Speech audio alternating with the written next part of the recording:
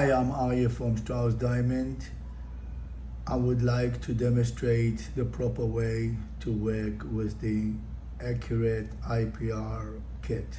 Before I make a demonstration how to work with this burr, I would like to emphasize that the new burr design is a cylinder type and it's really accurate 0.3 of a millimeter.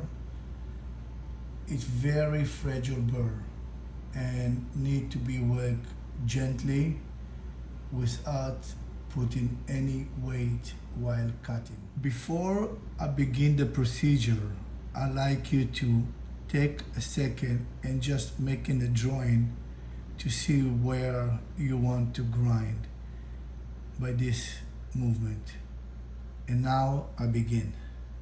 I put it in an angle about 45 degrees, a lot of water with this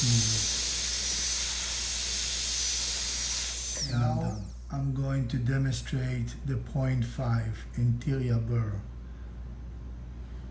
And again, I'm making just 1, 2, and now I'll begin.